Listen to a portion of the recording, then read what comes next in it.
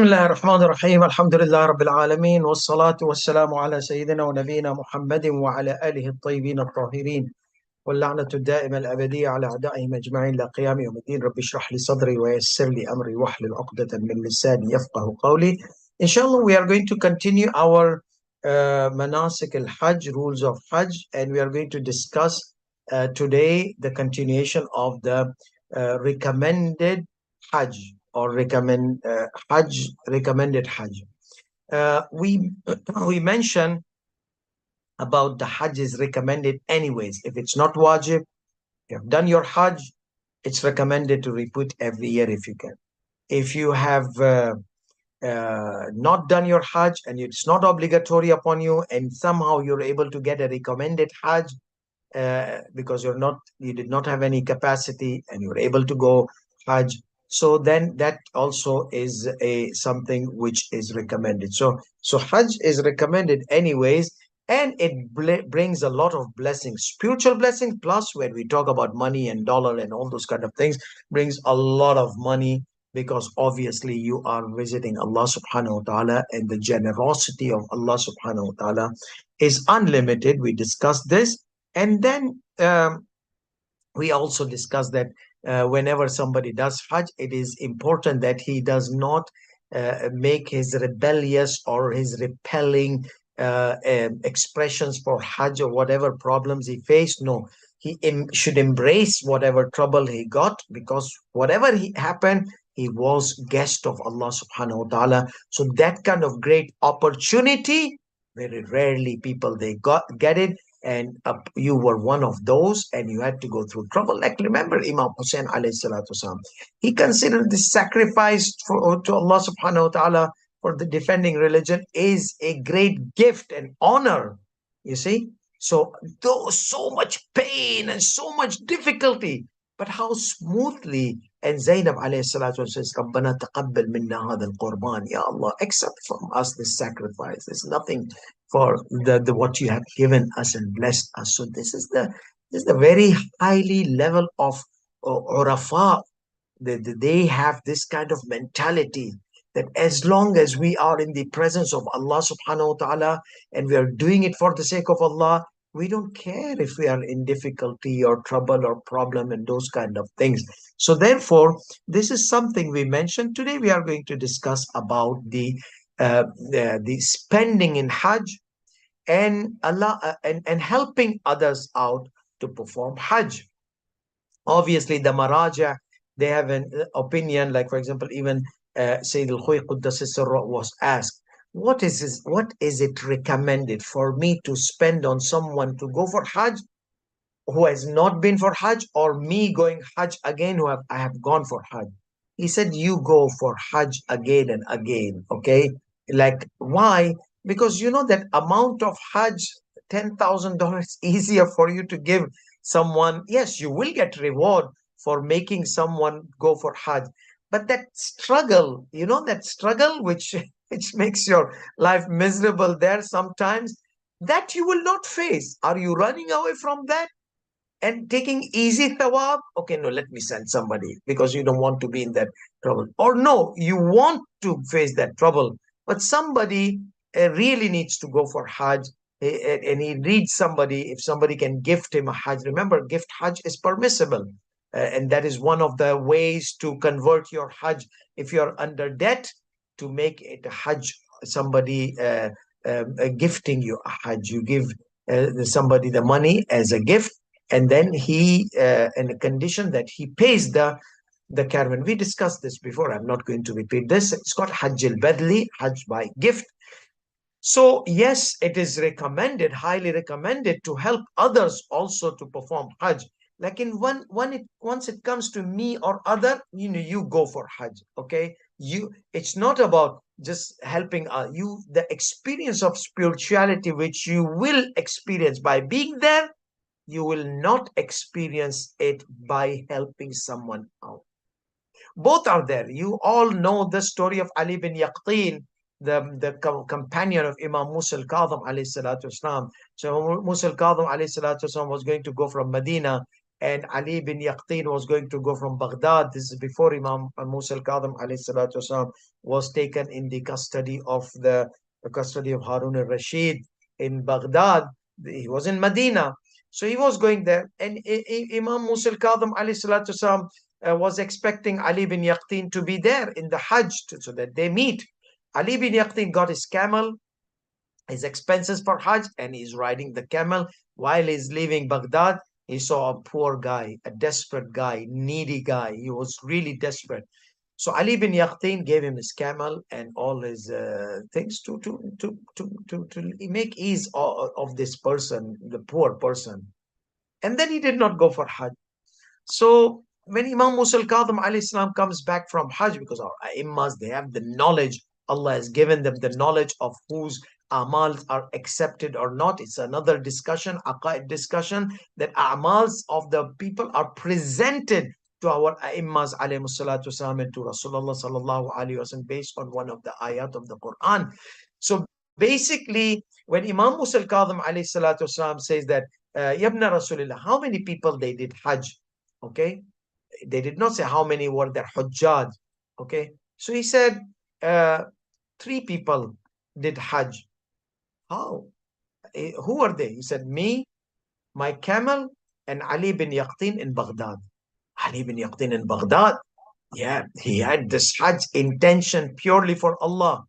He gave up to support somebody who was desperately in need and would die if he would not give his camel and his sustenance to that person to survive.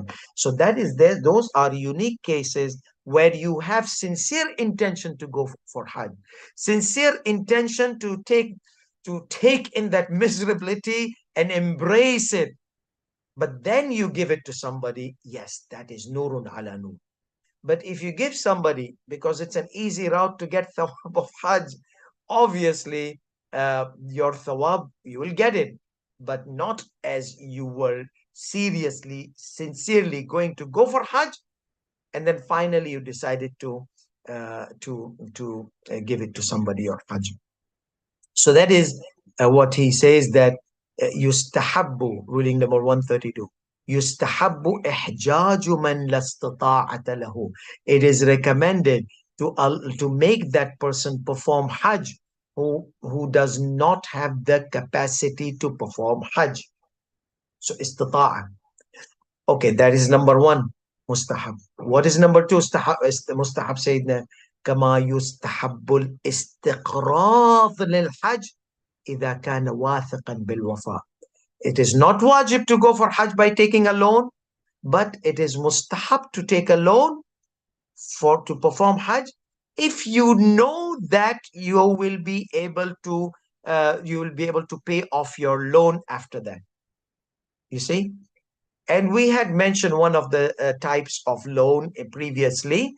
Can somebody go Hajj by getting loan? Yes, there is a condition. What if that condition was violated and I did not fulfill, but I was able to pay off? Then your Hajj will be considered mustahab.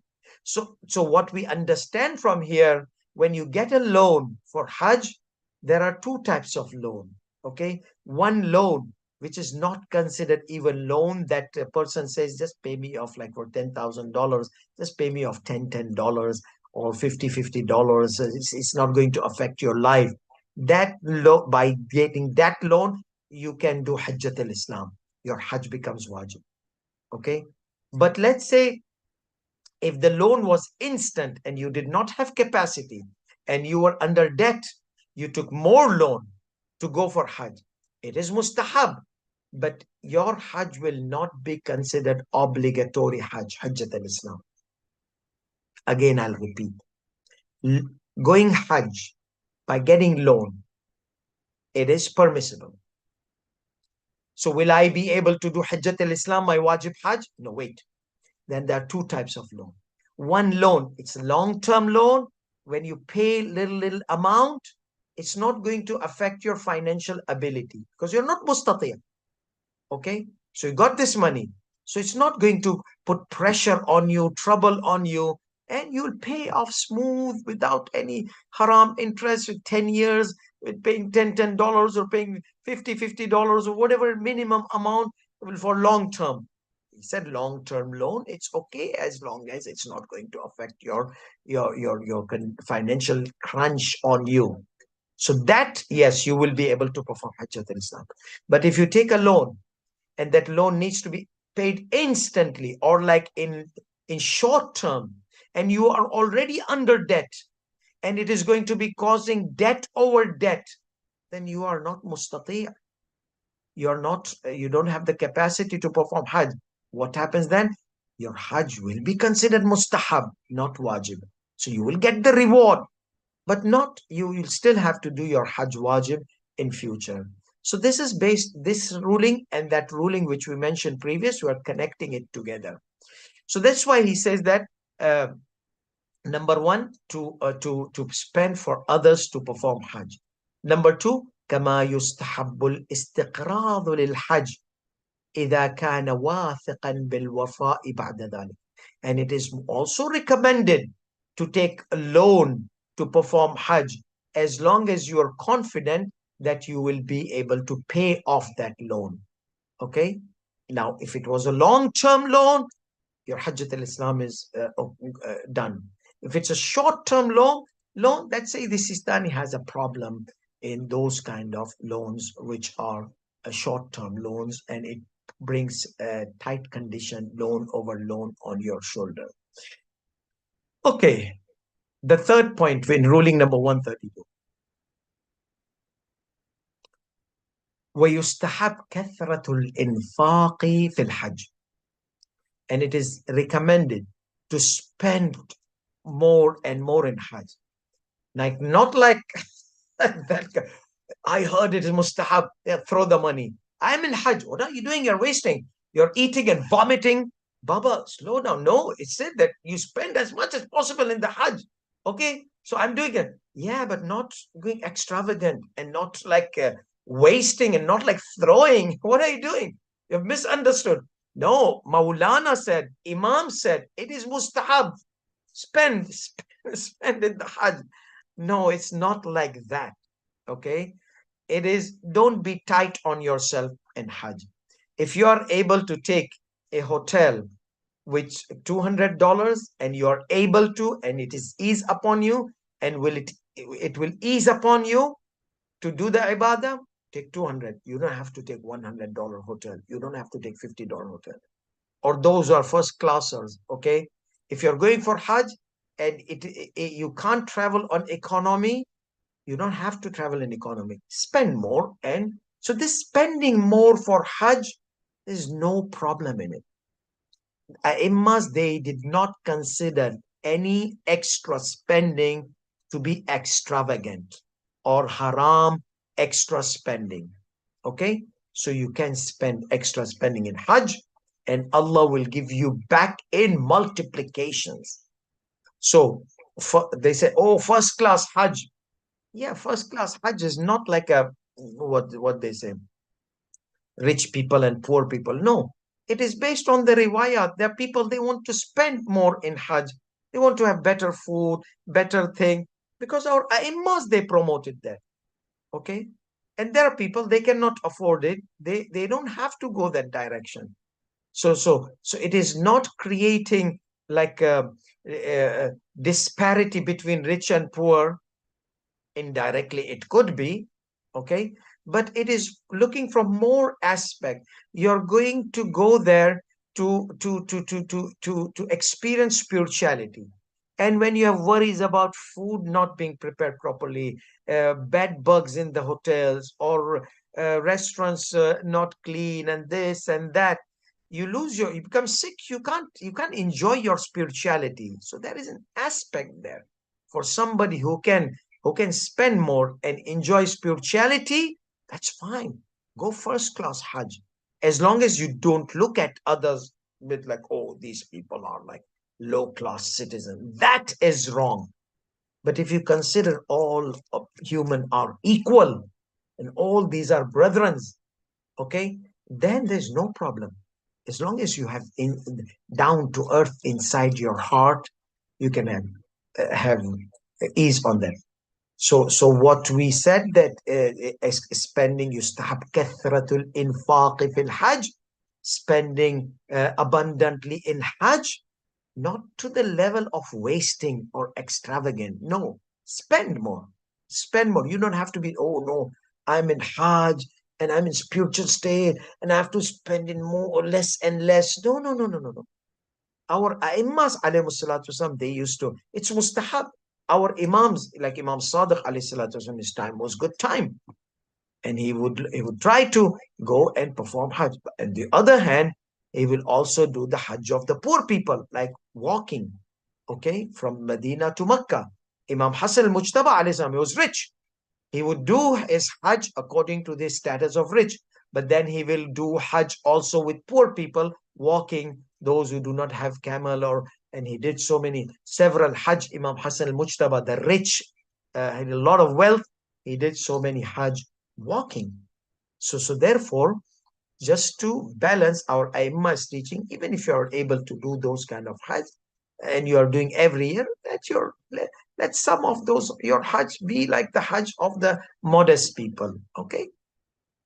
So otherwise, ego will capture your nafs, and then you will be in trouble, and then arrogance will infiltrate in your heart. So let's see the narrations which indicate some of these things. So number one was, it is mustahab to make others go Hajj who are not able to. Number two was, it is mustahab to borrow money for Hajj if a person was able to fulfill.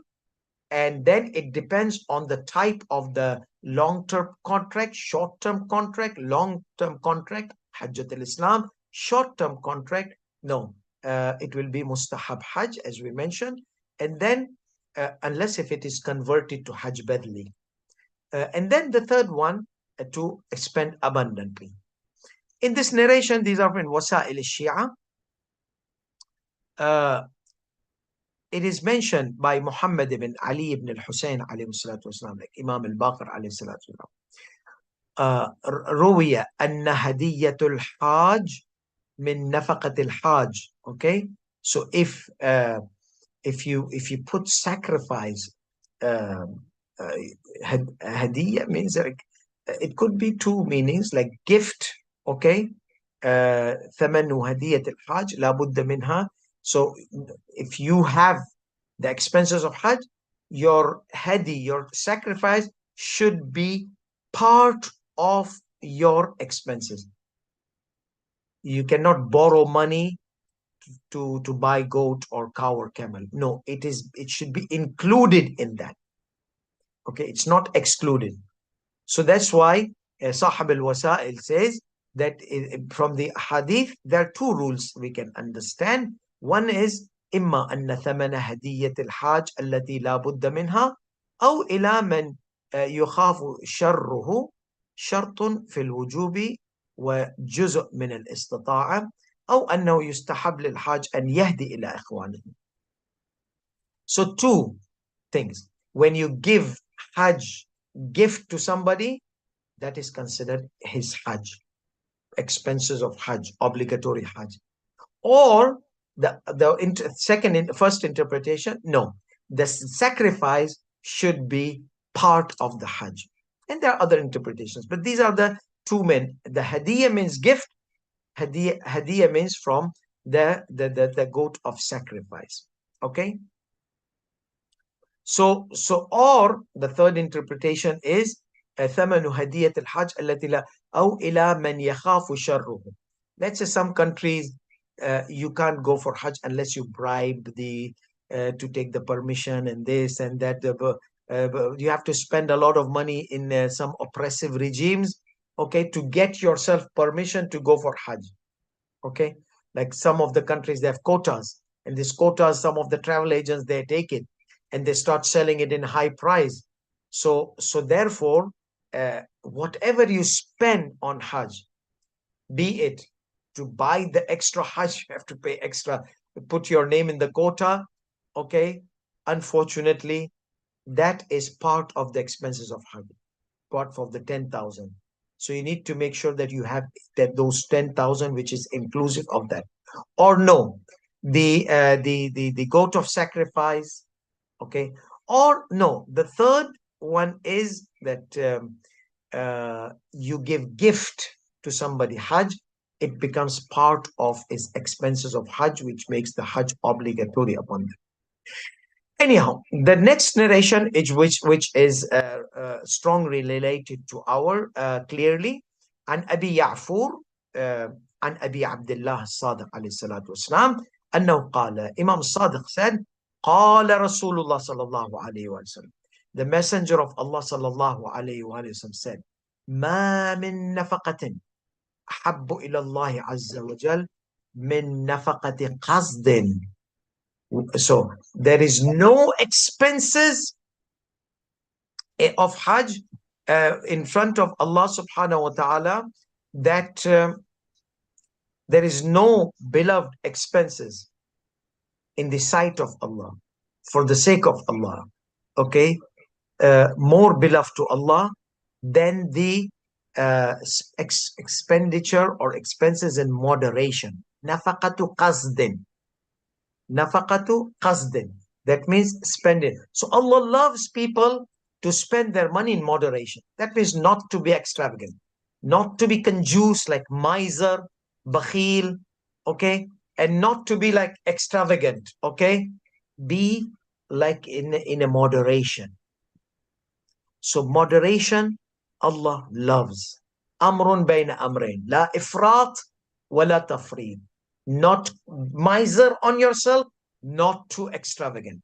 So Allah, there is no expenses more beloved to Allah subhanahu wa ta'ala than spending in moderation. ما من نفقة أحب إلى الله عز وجل من نفقة قصد.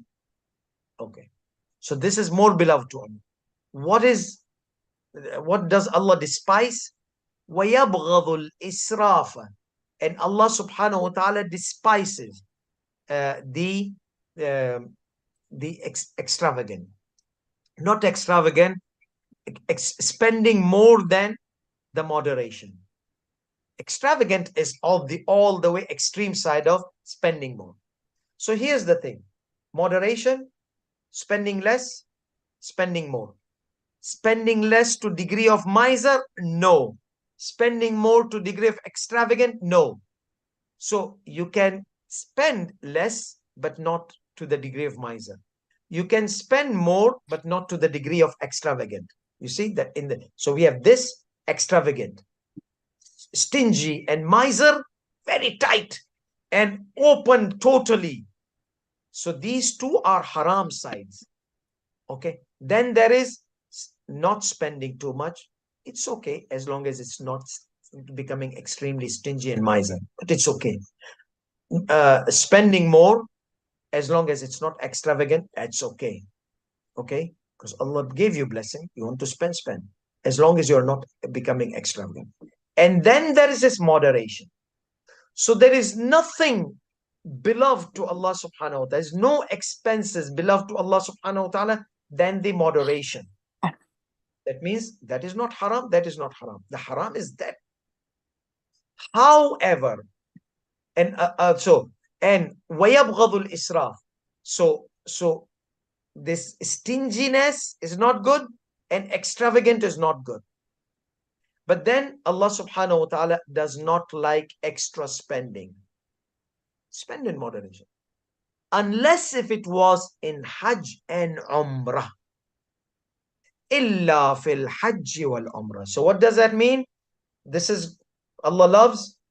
This is Allah does not like, but it is not haram. This is haram. But this one which Allah does not like, Allah liked this one if it was in Hajj and Umrah. So from this, not this to this. Okay? So I hope this is clear. So this hadith is very important, that to adapt ourselves in spending in moderation. Except in Hajj and Umrah, you can spend more than the moderation, as I explained. So فَرَحِمَ اللَّهُ مُؤْمِنًا. May Allah have His mercy upon a believer. اكتسب طيبا.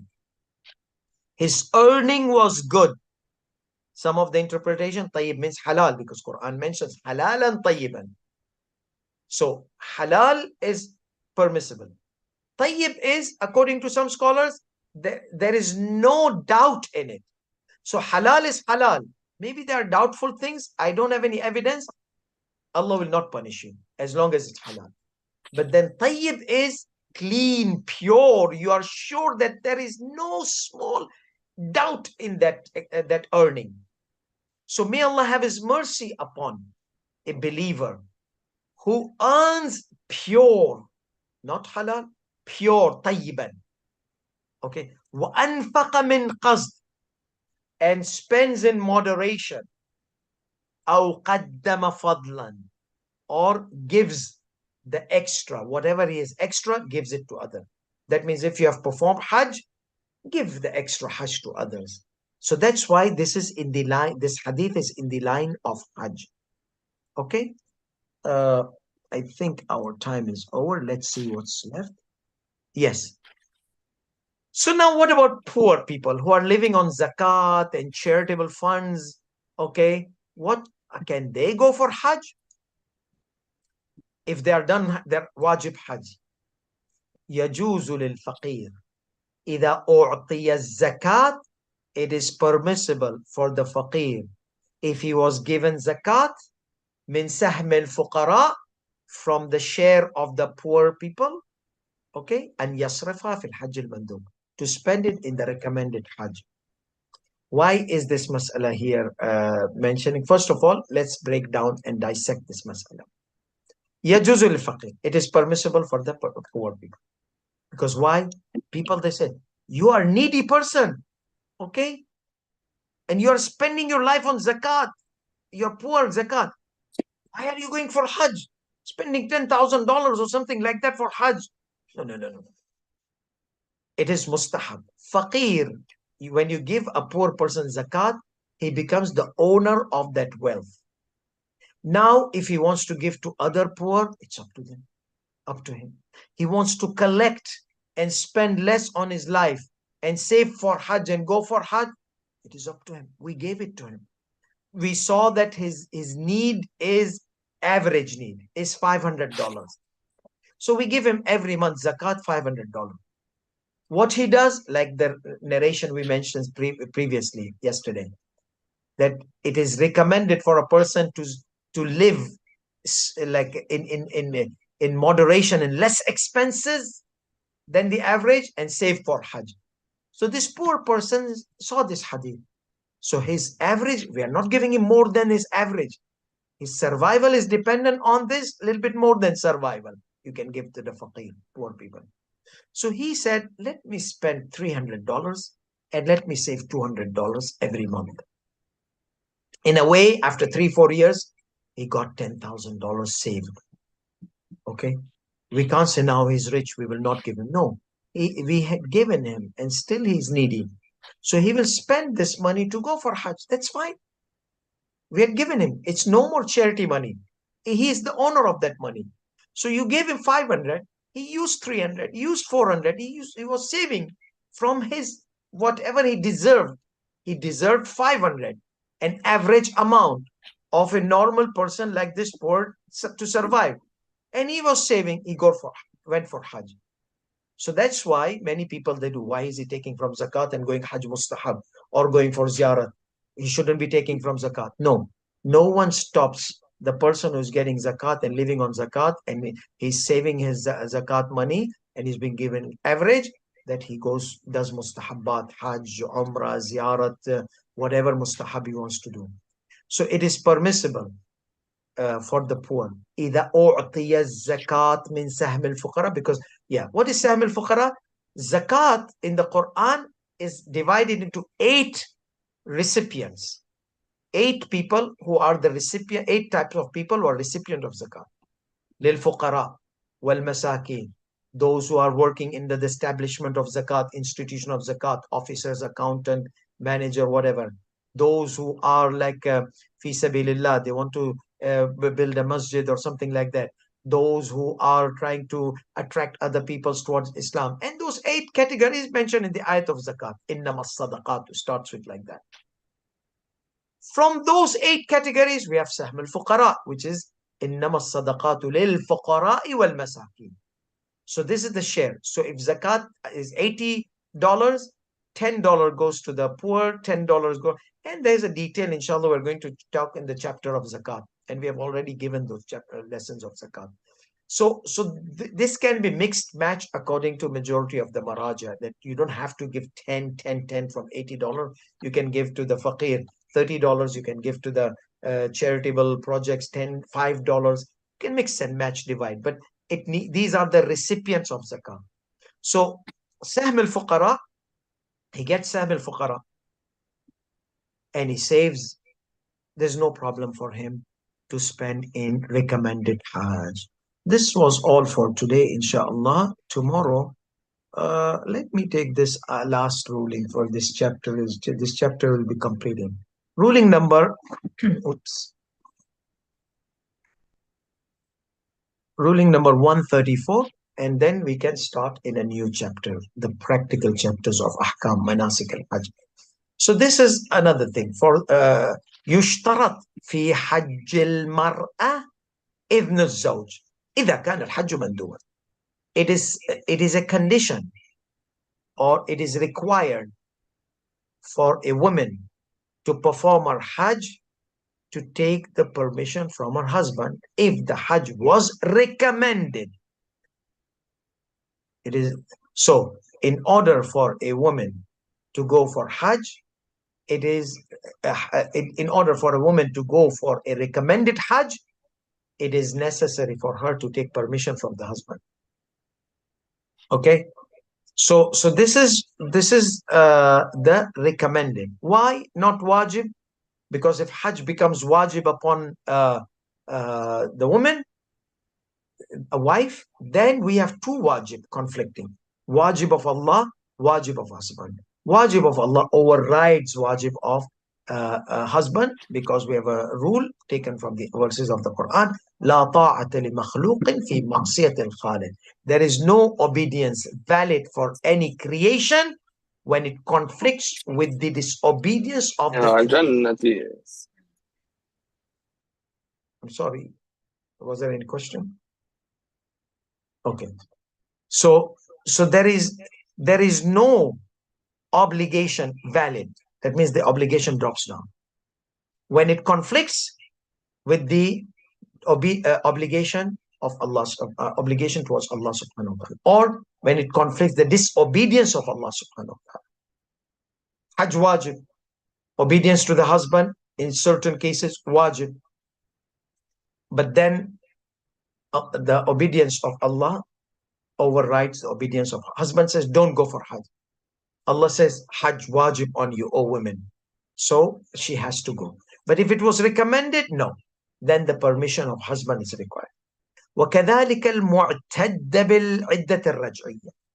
The same thing applies. Similar rule applies, or similar rule applies for the one who is in the waiting period for a revocable divorce. What is a revocable divorce? Divorce has two types. One is once a husband divorces his wife, he cannot get her back at all. There is another case, he can get her back after she gets married to some other guy. But let's take a person gets married to a virgin girl, okay, or a woman, does not consummate his marriage, did not consummate his marriage, and divorces her. So there were no bed rights after the marriage. This woman becomes permanently prohibited. He cannot get married to her. You see, because he got married and it was never consummated, bed rights were never done, and he divorced. She becomes, so for her this rule does not apply. She's free. She can go for Hajj mustahab, do anything. There's no obedience towards husband. Okay, there's no wajib to obey the husband here. Okay, if the husband says no, khalas, I'm done. There's no I don't have a waiting period here because of no consummation, so she can just go for Hajj. She's permanently prohibited to this person.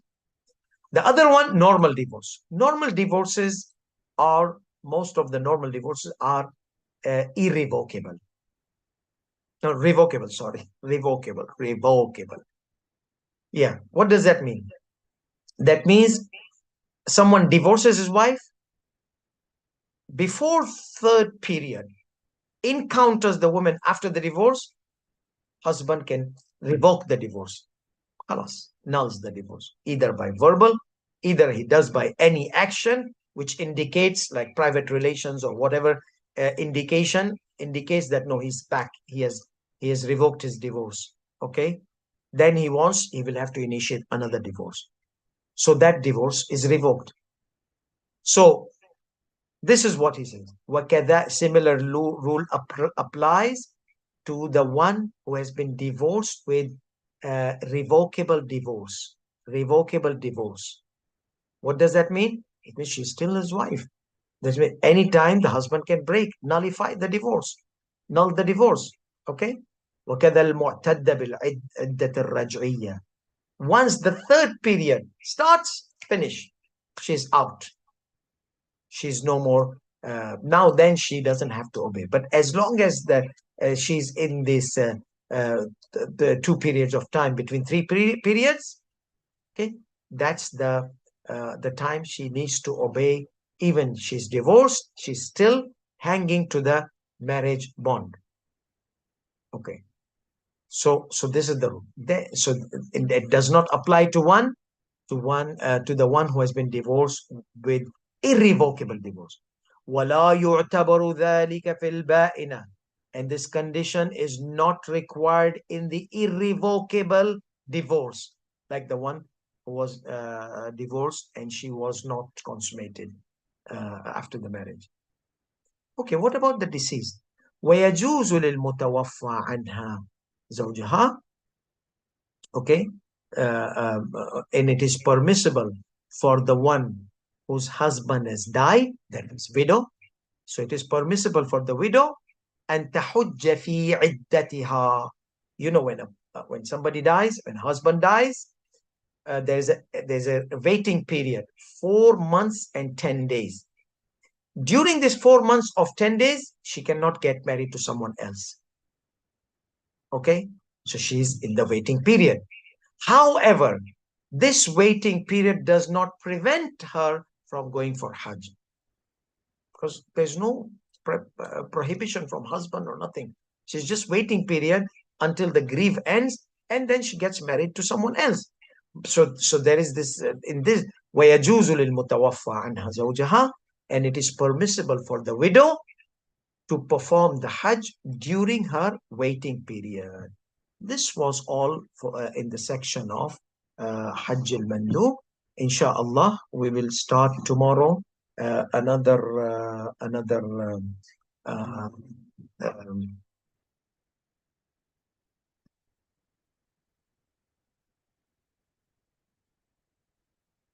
section. What's happening?